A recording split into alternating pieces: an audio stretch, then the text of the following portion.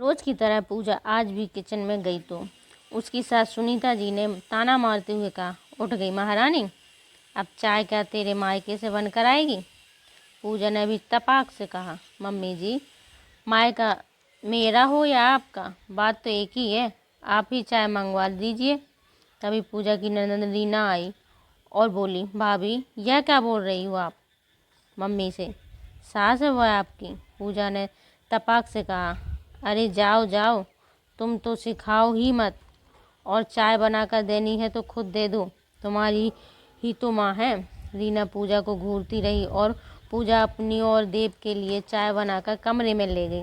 अरे रीना, तू ही चाय पिला दे, यही तो माथा गरम करके चली गई, इसकी माँ को बुलाऊंगी, बेइज्जती ना की तो मेरा नाम भी सुनीता नहीं। पूजा की सास सुनीता जी पूजा के रवैये से बौखलाई हुई थी। पूजा ऐसी थी नहीं, लेकिन जाने क्या हुआ, पूजा की माँ कविता जी ने उसे फ़ोन किया। अरे बेटा, तेरी सास का फ़ोन आया था, मुझे बुला रही हैं, बड़े रूखेपन से बात की थी, कुछ हुआ है क्या वहाँ पर। पूजा ने कहा, मम्मी आप भी कोई बहाना बना दीजिए, लेकिन आइएगा मत, बाकी मैं देख लूँगी। पूजा की माँ कविता जी ने अचानक फ़ोन रखकर कह दिया कि उनकी तबीयत खराब है, वह नहीं आ पाएंगे। सुनीता जी ने पूजा से कहा, क्यों पूजा, तेरी माँ यहाँ आने का नाम सुनते ही बीमार क्यों हो गई। पूजा ने कुछ नहीं कहा और अपने कमरे में लगी रही।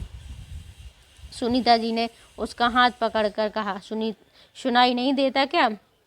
तब पूजा ने कहा, सुनाई तो आपकी बेटी को भी नहीं देता, और आप मेरे मुँह मत लगना और ना ही मेरी माँ के, वरना कुछ कह बैठूं तो इल्ज़ाम मुझे मत देना। सुनीता जी ने कहा, दिखा दिए ना अपने रंग, पहले अच्छी अच्छी बनी फिरती थी, अब देखो कितनी लंबी जुबान चलती है। तू ठहर जा, आज ही देव से तेरे तेवर करवाती हूँ। शाम को देव के आते ही सुनीता जी ने उससे शिकायत करना शुरू कर दिया। देव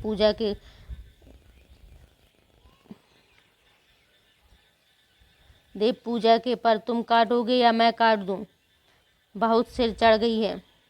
देव ने पूरी बात सुनकर कहा, मम्मी मैं तो सारा दिन घर में नहीं रहता, मिलजुल कर रह लो। सुनीता ने देव को खूब खरी खोटी सुनाई, जोरू का गुलाम हो गया है, अपनी बीवी को कहते डर लगता है तुझे।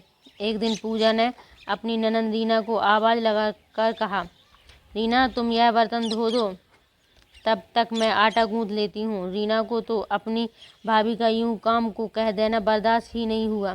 वह गुस्से में भरकर बोली, भाभी आपकी हिम्मत कैसे हुई मुझसे काम कहने की, आज तो मेरी माँ ने मुझे कोई काम नहीं करवाया और आज तुम कहने आ गई। रीना ने तो घर को सिर पर ही उठा लिया और अपनी भाभी पूजा को खूब खरी खोटी सुना रही थी, लेकिन पूजा तो यह कह रही थी, अरे कहाँ मर गई रीना शहजादी।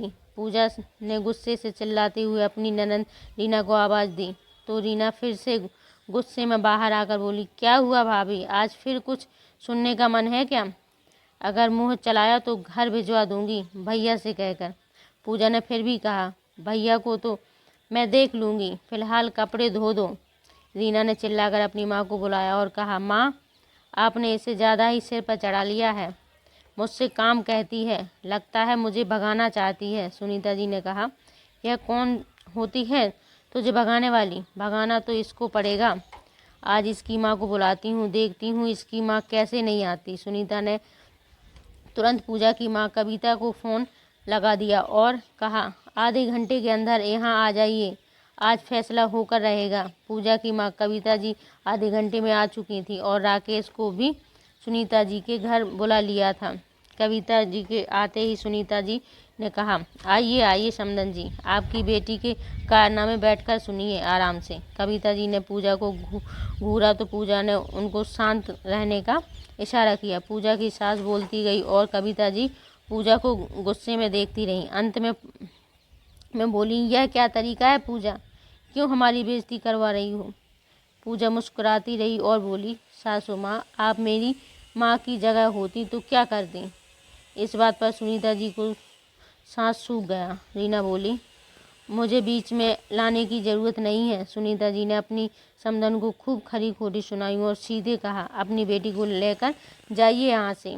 इतनी बदतमीज लड़की हमें अपने घर में नहीं रख चाहिए। समधन ने कहा, बुरा मत मानिए बहन जी, बेटी तो आपकी कम नहीं है, ससुराल से आकर बैठ गई है और अब मेरी बेटी का घर उजाड़ रही है। पूजा ने सूटकेस उठाया और देव से कहकर गई, देखना तुम पछताओगे अपनी बहन का गलत में साथ जो दे रहे हो। पूजा घर पहुंचकर माँ के गले लगकर खूब रोई और कमरे में बैठी हुई वह सब कुछ याद करने लगी। जब रीना का रोते हुए फ़ोन आया था और रोते हुए बोली, मम्मी अब मुझसे सहन नहीं होता, प्लीज़ आप मुझे ले जाओ यहाँ। आज तो राकेश ने अपनी बहन के लिए मुझे थप्पड़ मारा है, अब और थप्पड़ खाने के लिए मैं यहाँ नहीं रुक सकती, जल्दी से आकर मुझे ले जाइए। यही सब बताते हुए वह फूट फूट कर रो रही थी। अपनी बेटी को ऐसे रोते देखकर सुनीता जी का पारा हाई हो गया और वह बोली, हिम्मत कैसे हुई, तू रुक, तेरे पापा और मैं बस अभी आते हैं, तू अपना बैग तैयार रख। सुनीता जी ने सारी बात अपने पति मोहन जी को बताई तो वह बोले, राकेश से भी बात कर लेते हैं एक बार, क्या पता बात इतनी बड़ी ही ना हो। तो सुनीता जी ने गुस्से में बोली, अपनी बेटी के ससुराल वालों ने आज हमारी हदें पार कर दी हैं। आपको पता भी है कि राकेश उस पर हाथ उठाने लगा है, क्या अब भी उससे बात करना बाकी रह गया? यह सुनकर मोहन जी गुस्से में तुरंत गाड़ी में बैठकर सुनीता जी के साथ अपनी बेटी को लेने निकल पड़े। वहां पहुंचकर सुनीता जी ने गुस्से में रीना रीना आवाज़ लगाई। घर के अंदर घुसी। रीना बाहर आई और अपने पिता के गले लगकर रोने लगी। सुनीता जी ने रीना के सिर पर हाथ रखकर कहा, रो मत रीना बेटा, अब हम आ गए हैं, फिक्र मत कर। आवाज़ें सुनकर रीना की सास भी बाहर आ गई और बोली, नमस्ते बहन जी, आप लोग बैठिए, बैठकर बात करते हैं। रीना की माँ सुनीता जी जोर से बोली, अरे क्या बैठे आप लोगों के यहाँ, आपको शर्म नहीं आती जो बहू पर हाथ उठाते हैं? इस तरह आप लोग उस पर जुल्म डाल रहे हैं। और कहाँ है आपका राजेश, बुलाइए उसे, बहुत हाथ चलते हैं उसके। आवाज़ सुनकर राजेश बाहर आया तो मोहन जी बोले, बहुत हाथ पैर मचलते हैं तुम्हारे, अभी के अभी पुलिस बुला सकता हूँ मैं, इसके माँ बाप जिंदा हैं अभी। राजेश ने नम्रता से कहा, पापा आप आराम से बैठकर पूरी बात तो सुनिए।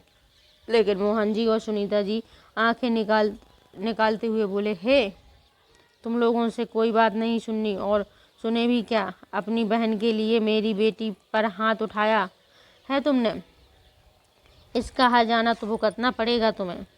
रीना की सास हाथ जोड़कर कहने लगी, नहीं भाई साहब ऐसा मत कहिए, समाज क्या कहेगा। मोहन जी ने कहा, अरे मारने से पहले समाज की चिंता करनी थी, अब तो इसको जेल में चक्की ना पिसवा दूं तो मेरा नाम भी मोहन नहीं। रीना की सास बार बार कभी सुनीता जी को कभी मोहन जी के हाथ पैर जोड़ रही थी, लेकिन वह सुनने को तैयार ना थे।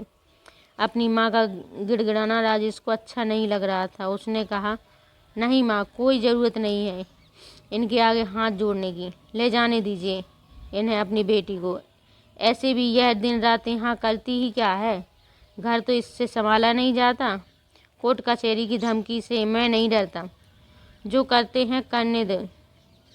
सुनीता जी चिल्लाकर बोली, देख लिया बहन जी, क्या कहा इसने, यही तो इज्जत है हमारी बेटी की इस घर में, अब देखना मैं महिला आयोग तक पहुंच जाऊंगी, एक बार अंदर जाएगा तो बाहर नहीं निकल पाएगा। रीना ने अपना सारा सामान पैक कर लिया था और बाहर आकर बोली, चलिए पापा, इनके मुँह मत लगिए, इन्हें तो कोर्ट में देख लेंगे। राजेश की माँ ने कहा, बेटे बहू को रोक ले, एक बार रोक ले देख, ऐसे बहू का जाना अच्छा नहीं होता। लेकिन राजेश के हाथ बंधे खड़ा रहा। मोहन जी और सुनीता जी रीना को लेकर कार में आकर बैठ गए। दो चार पड़ोसी भी देखने बाहर निकल आए थे और राजेश की माँ उनके हाथ पैर जोड़कर माफ़ी मांग रही थी। मत कीजिए भाई साहब, घर मत छोड़िए। मोहन जी ने आंखें लाल करके कहा, अरे अपने बेटे को कहिए जो कहना है, घर तो इसने खुद तोड़ा है। कार चली गई और राजेश की माँ रोती हुई अंदर आ गई। घर आते ही सुनीता जी ने जोर से आवाज़ देकर कहा, पूजा, अरे पूजा, जल्दी से ठंडा पानी लाओ और चाय बनाओ। पूजा बाहर आई तो रीना को देखकर हैरान रह गई। सुनीता जी बोली, अरे ऐसे क्या देख रही है, चाय बनाओ जाकर, मुंह बन गया क्या तुम्हारा। पूजा किचन में चली गई। रीना बाहर बैठे अपने माता पिता को सब बता रही थी। सुनीता जी बार बार कहती, क्या हाल कर दिया मेरी बच्ची का, देखो तो कैसे सूख कर कांटा हो गई है। तभी पूजा आ गई। सुनीता जी ने उससे कहा, कैसे आंखें फाड़ कर देख रही हो, देख नहीं सकती क्या कितनी परेशान और दुखी है। अरे इसे यहाँ देखकर तो तुम्हारे होश ही उड़ गए होंगे।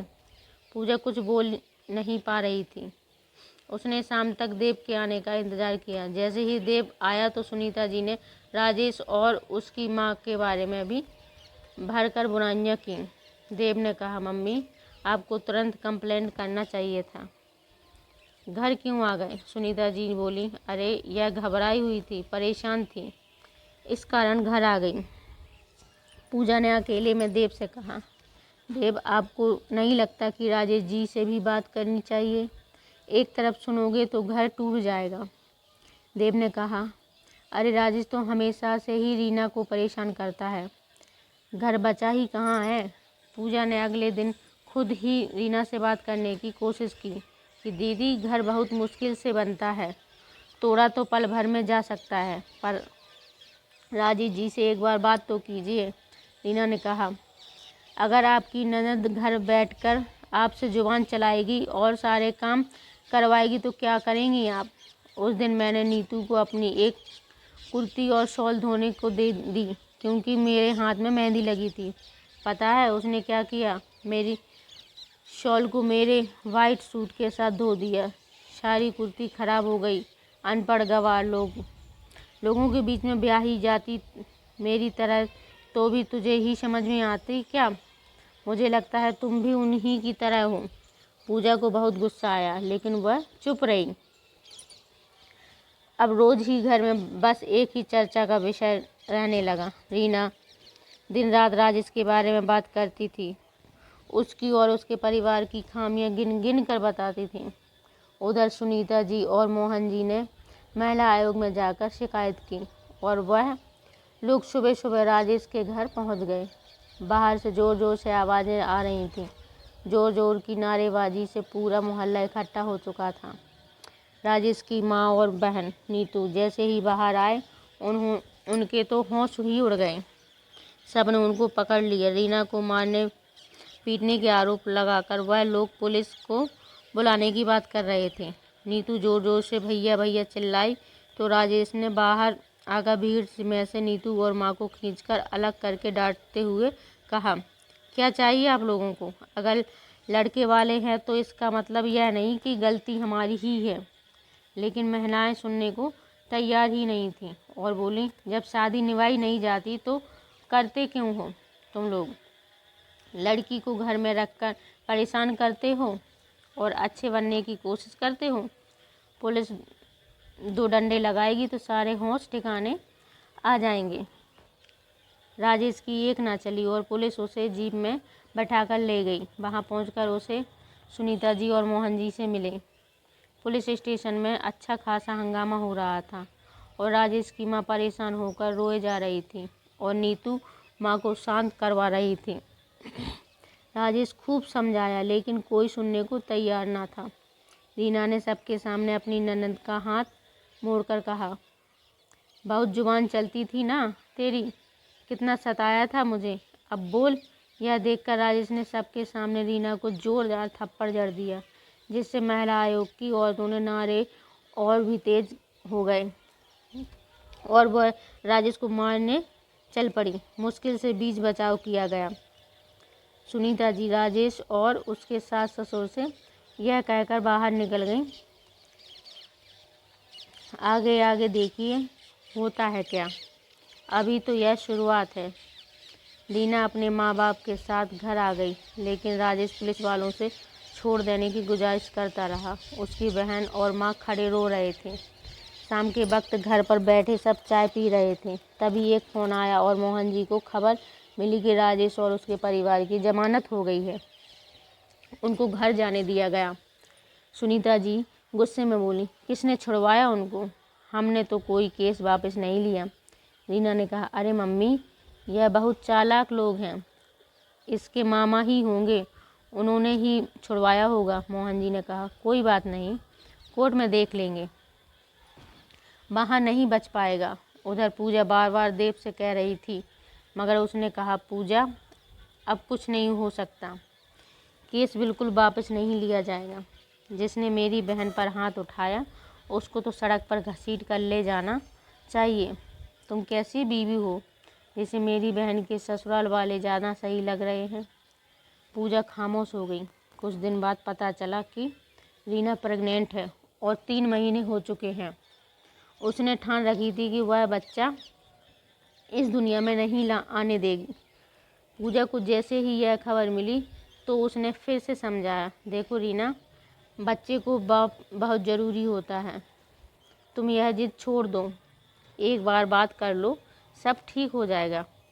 रीना ने तमतमाते हुए कहा, खबरदार जो मुझसे ऐसी बातें की तो, इतनी इज्जत मिल रही है ना, तुम्हें तो शांति से रहो। पूजा का भी पारा हाई हो गया। उसने कहा, तुम जो कर रही हो ना, उसकी खबर तो तुम्हारे माँ बाप को भी नहीं है, अब देखना तुम। दरअसल पूजा एक बार उसे अपनी सहेली से बात करते सुना था। रीना ने फ़ोन कर कर कहा था, अरे यार, यह ससुराल वाले परिवार मुझे पसंद नहीं है। मेरी एक ननद है, काम तो सारे कर देती है, मगर मुझे घर में भी भीड़ पसंद नहीं है। वैसे तो मेरी सास की हिम्मत नहीं कि वह मेरे खिलाफ कुछ भी कहे, लेकिन राजेश अपनी माँ के पक्ष में बोलते हैं। वह चाहते हैं कि मैं घर के सारे काम करूं, लेकिन मुझसे तो यह सब नहीं होता। अब देखो, मायके में बिंदास घूमती हूँ, खर्चा करती हूँ और कोई काम भी नहीं करना पड़ता। पूजा यह बातें सुनकर समझ गई थी कि रीना ने अपने घर में बात को अलग तरीके से बताया है। कोर्ट में केस की पहली तारीख नज़दीक आ रही थी और रीना कहती फिर रही थी कि अब देखो, यह राजेश से सारा खर्चा लेगी और सज़ा भी करवाएगी। पहली तारीख और सब के सब कोर्ट में पहुंच गए। रीना सीना तान कर राजेश को घूर रही थी। जैसे ही राजेश ने उसके वकील को बुलाने को कहा गया तो सामने से उसके वकील को आते देखकर सब हैरान रह गए। सुनीता जी और मोहन जी के पैरों तले ज़मीन ही निकल गई। सामने से पूजा, उसकी अपनी ही बहू, आ रही थी। पूजा ने आकर कहा, जज साहब, यह मेरा पहला केस है, अपने कैरियर की शुरुआत कर रही हूँ, आपका आशीर्वाद मिलेगा तो इससे ज़्यादा खुशी की बात क्या होगी मेरे लिए। सब हक्के बक्के थे। दरअसल पूजा ने लॉ किया हुआ था और एडवोकेट के तौर पर प्रैक्टिस करना चाहती थी, लेकिन देव ने कहा, अब क्या वकालत करोगी और दिन भर बाहर रहोगी, कोई ज़रूरत नहीं है, घर में कोई कमी नहीं है जो तुम्हें यह सब करना पड़े। पूजा कुछ बोल नहीं पाई थी, मगर पुलिस स्टेशन से उस दिन राजेश का फ़ोन आया, भाभी, देव से बात करवाइए, उस घर में शायद वही सुन ले, और तो कोई सुन नहीं रहा।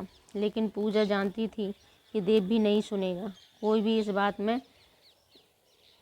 बात का दूसरा पक्ष सुनने को तैयार नहीं है। राजेश मुसीबत में था और माँ बहन पुलिस स्टेशन में परेशान खड़ी रो रही थी। ऐसे में उसने उसकी मदद की और उसने अपने चाचा को फ़ोन करके उन्हें छुड़वा लिया। पूजा के चाचा जी एक बड़े एडवोकेट थे। इसके बाद उसने राजेश से मिलकर पूरी बात सुनी। राजेश ने बताया, भाभी, शादी के बाद लड़की की जिम्मेदारी बढ़ जाती है। भले मायके में देर से उठती हो, लेकिन ससुराल में सबके लिए उठना पड़ता है।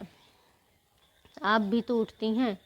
रीना कभी उठती ही नहीं है। मेरी बहन नीतू के एग्ज़ाम होते हैं, लेकिन बेचारी सुबह उठकर नाश्ता बनाकर ही कॉलेज जाती है, और यह महारानी बाद में उठकर सभी नाश्ते में कमी निकालती है। नीतू के आते ही उसने लड़ने लगती है। अरे, अगर नीतू की शादी हो गई तब भी तो इसको ही करना पड़ेगा, लेकिन नहीं, यही तो कहती है कि अपनी माँ से करवाओ। एक दिन माँ की तबीयत खराब थी। उन्होंने सुबह रीना को आवाज़ लगाई और कहा, बेटा, बुखार सा लग रहा है, ज़रा मसाले वाली चाय बना दो। इसने कहा, खुद बना लो, मैं नौकर नहीं आई हूँ इस घर में। बेटी पड़ी सो रही है तो उसको भी बोलो। माँ ने कहा कि वह देर तक पढ़ती रही है, अब सोई है, मगर रीना को किसी का ख्याल ही नहीं है। ऐसे जाने कितने किस्से हैं। जब इसने मेरी माँ को उल्टा सीधा कहा ना ही खाना बनाती है, ना ही नाश्ता, और ऊपर से घूमने निकल जाती है, जिसके लिए इसको ढेर सारे पैसे चाहिए। अब मैं साधारण नौकरी करने वाला इंसान इसके हाई फाई खर्चे कहाँ से पूरे करूँगा। यही तो मुझे जताने देती है कि इससे अच्छा तो मेरे माँ बाप हैं, जो मेरी पर्स को कभी खाली नहीं होने देते, और मेरे भैया भाभी तो पलकों पर रखते हैं। पूजा ससुराल में अपनी इज्जत को जानती थी। वह राजेश की बातें ध्यान से सुन रही थी। उसे समझ में आ गया था कि इन लोगों को समझाने का अब सही वक्त आ गया है। उसने राजेश को केस लड़ने का फैसला किया और अपने ही ससुराल वालों के खिलाफ खड़ी हो गई। पहली तारीख पर सब लोग कोर्ट आए तो राजेश के उसके वकील को बुलाने को कहा गया, तो सामने से पूजा को आते देखकर सबके होश उड़ गए। उन्हें तो याद ही नहीं था कि पूजा के पास लॉ की डिग्री है। सब सकते में आ गए। देव उसे घूर रहा था। सुनीता जी ने कहा, आज हमारी बहू ही हमारे खिलाफ खड़ी है, समाज में क्या इज्जत रहेगी, दुनिया रिश्तेदार क्या कहेंगे, देखो कैसे बेशर्म होकर आई है। आते ही पूजा ने कहा, जज साहब, दरअसल इस केस में असली बातें और सच्चाई कुछ और ही है, जो अब तक रीना के सिवा कोई नहीं जानता। ससुराल वालों की सुनी नहीं गई, क्योंकि दुनिया की नज़रों में लड़के वाले हमेशा दोषी होते हैं।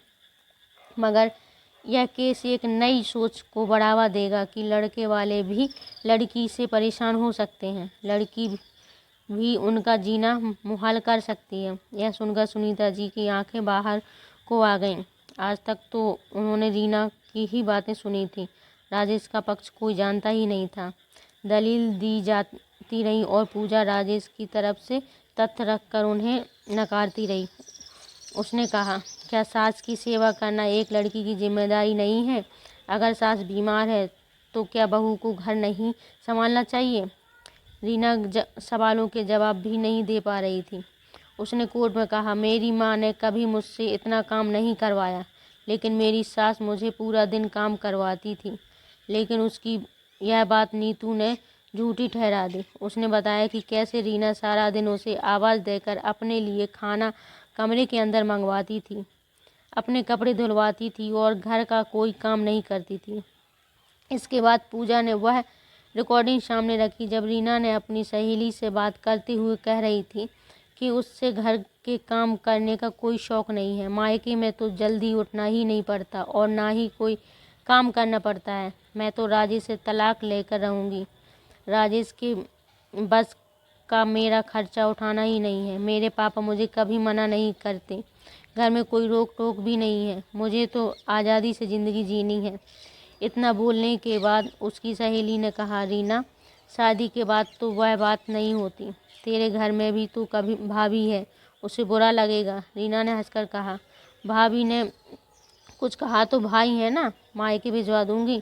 रिकॉर्डिंग सुनकर सबके चेहरे पर हवाइयाँ उड़ रही थीं। मोहन जी ने धीरे से कहा, मैंने कहा था ना सुनीता कि राजेश से बात कर लो, और पूजा से ने भी कितनी बार कहा, लेकिन तुमने एक बार नहीं सुना। अब भुगतो। रीना ने तो हमारी बेइज्जती करवा दी। यह सिखाया है तुमने रीना को? तुम पूजा को इसी कारण मायके भेज दिया, अपनी ही बेटी का घर तोड़ दिया। इधर देव को भी अब बात समझ आ गई थी। जज ने फैसला सुना दिया कि ज़रूरी नहीं कि लड़की का केस हमेशा मजबूत हो, वह भी गलत हो सकती है। महिला आयोग को दोनों तथ्य सुनने चाहिए। अब राजेश को लड़की वाले जुर्माना भरेंगे, मानहानि का जुर्माना 1,00,000, और रीना को भी ससुराल वापस जाना पड़ेगा, क्योंकि इसकी गलती पाई गई है, तो उसे इस रिश्ते को और मौका देना पड़ेगा। राजेश ने कहा, मैं अब रीना को ले जाना नहीं चाहता, लेकिन जज साहब ने कहा कि कोई कोर्ट का फैसला मानना ही पड़ेगा। रीना को उसकी माँ गुस्से से देख रही थी और रीना नज़र झुकाए खड़ी थी। बेटी मुँह से सुनीता जी ने कभी सही गलत नहीं देखा और बात यहाँ तक पहुँच गई। समय रहते समझदारी से काम लिया जाता तो यह नहीं होता। रीना ने माँ से माफ़ी मांगी तो सुनीता जी ने गुस्से में मुंह फेर लिया। रीना के माँ बाप उससे नज़र घुमाए खड़े थे और पति साथ ले जाने को तैयार नहीं था। उसने पूजा से कहा, भाभी प्लीज़ मुझे कुछ कीजिए, मैं अपनी गलती मानती हूँ। कभी मैंने अपनी जिम्मेदारी नहीं समझी और झूठ बोलती रही, लेकिन आज अपनी गलती मानती हूँ। पूजा ने राजेश को समझाया तो राजेश इस बात पर तैयार हुआ कि रीना फिर से शिकायत का मौका नहीं देगी। देव ने पूजा के करीब आकर कहा, पूजा मुझे भी माफ़ कर दो। तुमने मेरी बहन का घर जोड़ दिया और एक मैं था जो तुम पर शक करता था, बहन की दुश्मन मानता था तुम्हें। पूजा ने कहा, देव मैंने जो किया परिवार के लिए। मैंने घर में रहते हुए भी माँ को समझाने की कोशिश की, मगर उन्होंने मुझे ही कोसा। इसके लिए मुझे सबसे बुरा बर्ताव भी करना पड़ा, यह सोचकर कि शायद इनके बाद ही अच्छे बुरे में फ़र्क कर पाए, मगर कोई फ़ायदा नहीं हुआ। मैं राजेश जी को मुसीबत में नहीं देख पाई और पहली बार अपनी डिग्री का इस्तेमाल किया।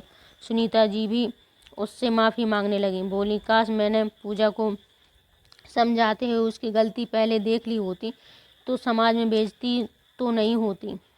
इसके बाद दोनों घर फिर से बच चुके थे। अगर यह कहानी आपके दिल तक पहुंची हो तो वीडियो को लाइक ज़रूर करें।